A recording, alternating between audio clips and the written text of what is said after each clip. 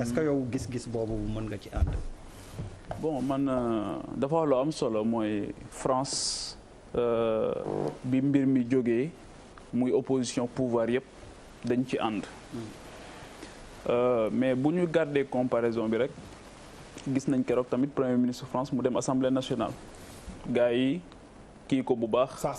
mu wax ne même ci état d'urgence tamit assemblée nationale dafa war a continuer def rôle am di contrôler l'action de l'exécutif. mais pour man président Macky Sall coow li yëpp aussi moom moo ko teg boppam parce que bu dee da nga def déclaration ne da ngay mettre en place un comité de pilotage boo xamante ni moom moo war a def lépp tey moo war a def lépp dans cette affaire là mais waroo jël ay décisions aussi ci ginnaaw boo tegagul le comité de pilotage bi nga waxoon ne da nga bëgg mu inclusif parce que comme da nga jóg bi mbir mi jógee sénégalais yëpp ñëw adhéré parce que en temps normal ay recettes état la ñuy jël di ko jëfandikoo ak yeneen mais xam nga lii ba ci journalistes yi nga xamante ni sax seen doole bariwul dajale nañu 1 million de francs dem joxe ko sëñ Mountakha jóge fa la joxe 200 millions ñi nga xamante ni mooy les couches li ku nekk jël sa dërëm joxe. xam nga xaalis boobu nag saytu ko ak jaarale ko yoon ba nit ñi seen xel dal ci baaxoon na jamono ju nekk waaye ji la raw. léegi lan moo tax suspicion bi jóg xëy na.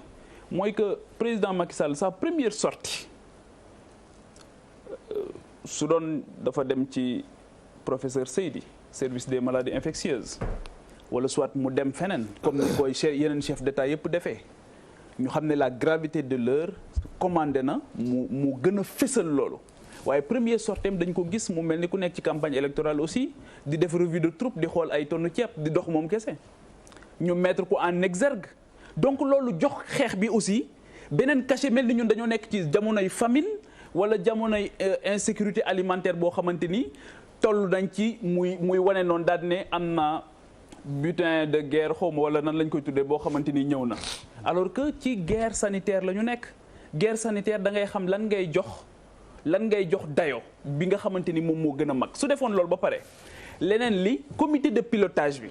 gérer ko su boobaa dina gën a am coow li yëpp mën na cee bañ a jóg leneen li nga xamante ni bëgg naa ko wax mooy sur la forme c'est-à-dire pourquoi Mansour Faye di def conférence de presse am ministère de la santé. non fa conférence de presse. c'est-à-dire que ñiy def bu fekkoon ne comité de pilotage am na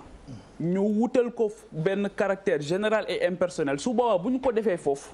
dina gën a nit ñi seen xel dina ci gën a dal ñu xam ne lii kat ak peut-être une autorité indépendante su boobaa dinañ xam ne lii kat wala une personnalité indépendante dinañ xam ne lii kat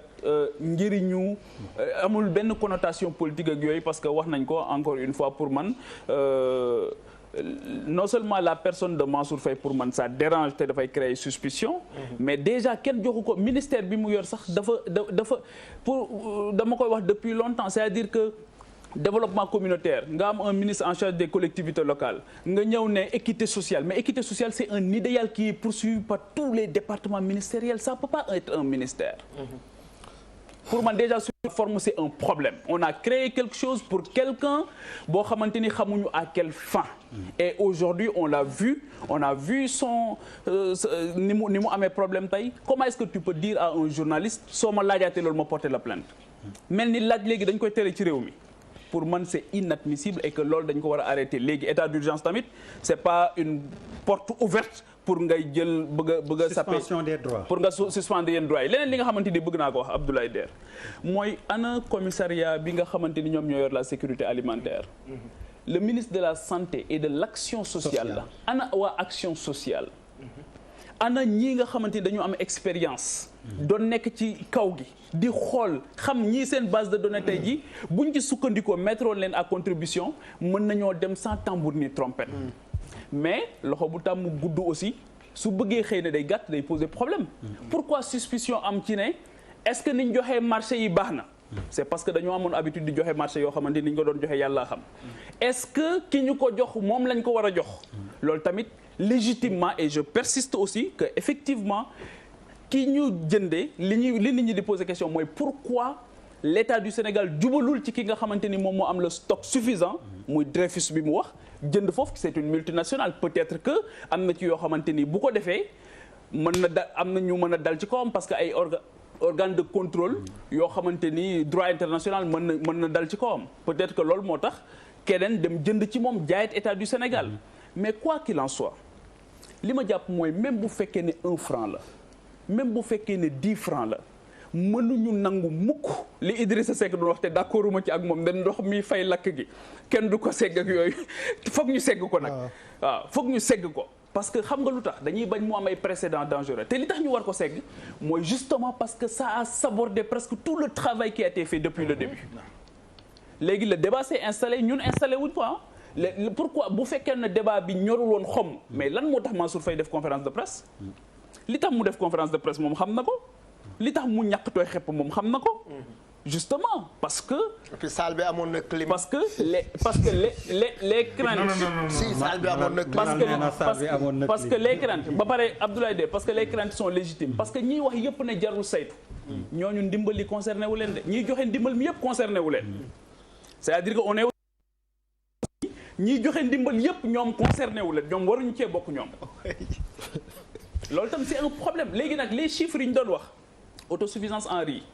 Serigne bi Faye léegi li mu wax dafa am solo loolu mooy la réalité du Sénégal léegi est-ce que bàyyi nañ léegi taux de croissance léegi est-ce que bàyyi nañ waxu émergence coronavirus nous ramène à la dure réalité du Sénégal bi ñu doon wax ñu naan ñu ay affaire partisanerie la justement du partisanerie xëy na nous on a la chance de faire le pays de tâter le pouls soo génnee Dakar gii wala bala ngay génn Dakar fii nga am problème nga gis nit ñi ni ñuy dundee